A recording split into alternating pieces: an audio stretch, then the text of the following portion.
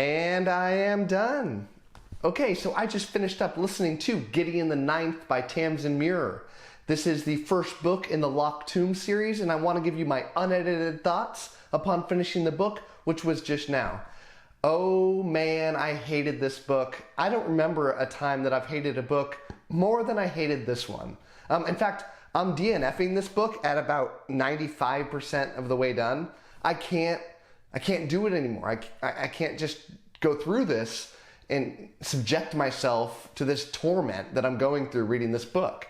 And so I don't want to act like this book is inherently bad. It just didn't work for me at all. So I want to go through all of the things that I liked about the book before I go through all of the things that I didn't like about the book, because I want to get them out of the way. So, okay, that's it. That's all the things I liked about it. Now let's move to the negative. So I really should have seen this coming because nothing about this book seems like it would be up my alley, other than a lot of people that I know and trust love this book.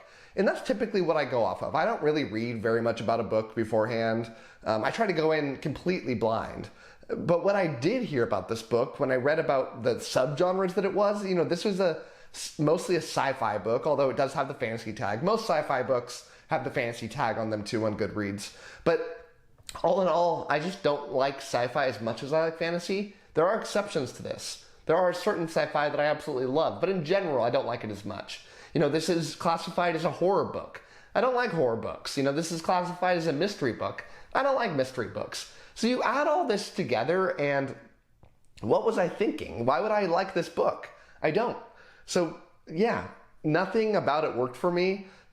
And I hate that I feel that way, and I hate to DNF books, especially when I'm so far, but like what? If I think the last hour listening to this book is going to somehow rectify all the problems that I have with this book? No. What I heard was this book has a rough first half, and I agree.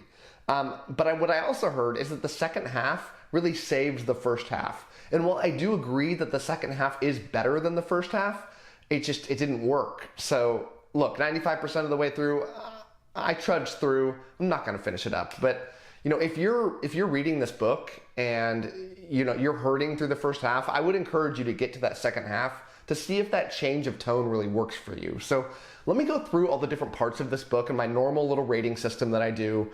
Overall, this is a 1 out of 5 for me, a very clear 1 out of 5. But let me give individual analysis of the different areas of this book. And let's start with the story. So this story starts off a little bit confusing about what this is going to be about, but in general, once the meat of the story really comes through, this is a classic mystery whodunit story. Ultimately, what I kept thinking about in this book is this is like the movie Clue, but in space. There's these people in this mansion. People are dying. They don't know why they're dying. They don't know who's killing them. Somebody in the room's clearly killing them. The reader doesn't know who, and it's you won't really figure it out. They don't leave enough clues for you to figure it out, unfortunately. If you did, I think you would have just guessed it, because I don't think the pieces were laid out there. But yeah, that's what it is. This is just a mystery whodunit story, a group of people trying to figure out which of them is the killer. And unfortunately, the tension just isn't there. To have a story like this, you need constant tension. And I didn't feel it pretty much at any part of this book. There were a couple pieces that tried to amp up that tension, but I never felt it for me. So yeah, the story is just weak. It's there's a lot of better mystery books out there, but I think this book tries to be a lot of hip, cool things. The tagline I think of this book was lesbian necromancers in space. And yeah, all those things do exist here, although I would say that the only thing that's really involved in this book is the necromancer piece. The lesbian piece, yeah, I guess they're lesbians in the story, but the extent of that aspect of the book is essentially the main character, who's a woman, remarks multiple times about other women that they're hot. That's it. There's no romance. There's nothing like that. It's just very clear that she's a lesbian, but it doesn't go into depth. Space, yeah, I guess it's in space, but it's 99% of the book takes place on a planet. So I don't know about the space part. But yes, there are necromancers. That does exist. Although it doesn't play a really pivotal part of the story. It comes up multiple times. the word necromancer appears hundreds of times in the story, but the actual necromancer piece of it is not pivotal to this story by any stretch of the imagination. So yeah, story pretty weak. Moving to the world building, I started off thinking this world building was going to be amazing. It started off very intriguing to me. It starts off on this planet where in the first couple pages you find out that this group of necromancers is living, miles and miles down, bored through this tunnel into this planet. That's mysterious. That's fresh. I want to know more about that, but we didn't really learn about that. You left that place very early on in the story and didn't really investigate that more. There was no exploring of the world that felt intriguing to me, but no, it all takes place in this mansion.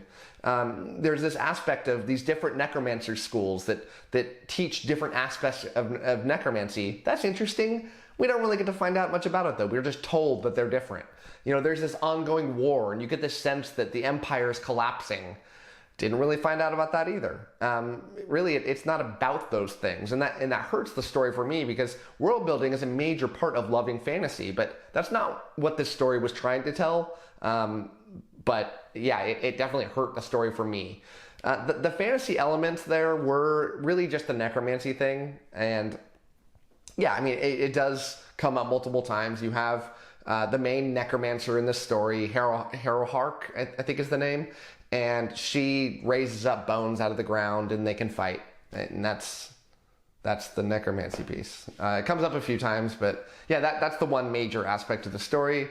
There is this aspect of these characters trying to become immortal. That's interesting. That's cool. But yeah, that's the goal that they're trying to get to, outside of this mystery, this ongoing mystery of the killer. And yeah, it's just nothing super grabbing me there that really, took my attention and ran with it. The characters. Now, this is the part that really tanked this book for me. Is you've got two main characters. You have Gideon the Ninth and you have Harrowhark the Ninth. They're the ninth because they live on the ninth planet. I think that's the way they call this. There's 9 planets. And it constantly through this book, you learn more about Gideon and Harrowhark, and I'll go to them in a second, but all the other characters in this book belong to the 7 other planets. I think there's 7 other houses. And they're constantly referred to by their house name, not their name. Some names are dropped, but it's like the 4th said this, and the 6th said that, and the 7th said that. That's confusing. The numbers run together. It takes away all individuality from these characters and it makes them all run together. I literally just finished listening and I could not tell you the difference between these characters. They all just kind of run on for me, and it's ultimately needlessly confusing. There's a reason that people have names and don't just attach numbers to them. Numbers run on. It's just, yeah, needlessly confusing is the main word that I would constantly associate when I was trying to figure out what's going on in this story. It's not complicated because of the plot. It's complicated because of things that didn't need to exist. So moving on to Gideon, who is the main POV here. And I can't remember a character that was the main POV that I disliked more than Gideon.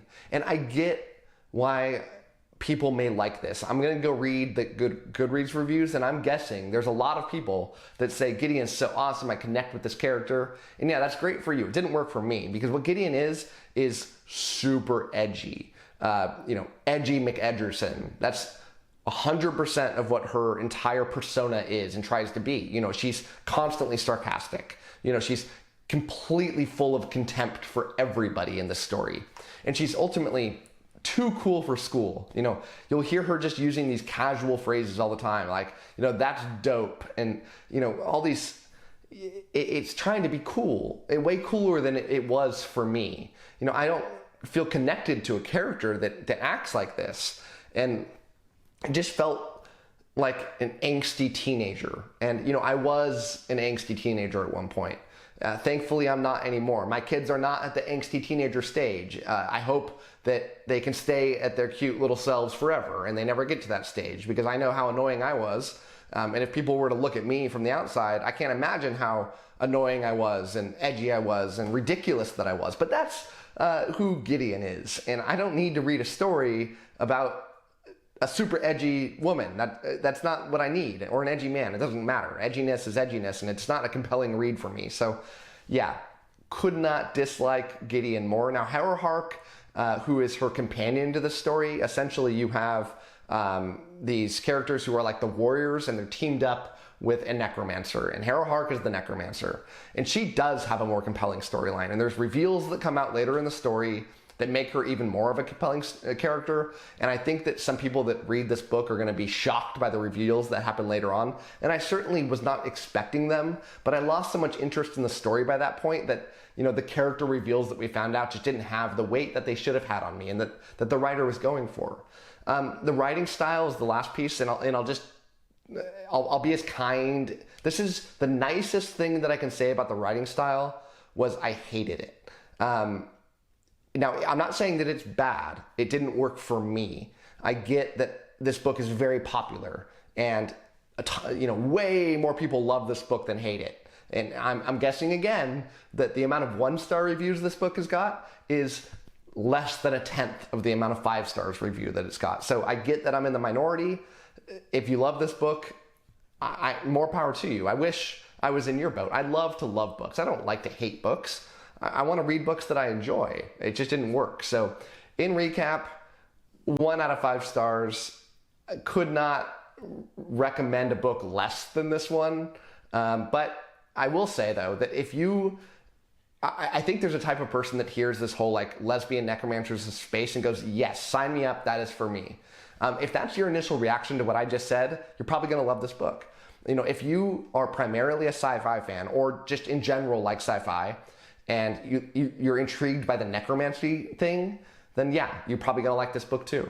If I said, edgy teenager, and that's a character that you want to read about, you're gonna love this book too. But ultimately, not my thing. So that's my review. Hope I didn't disappoint you too bad, and happy reading to you.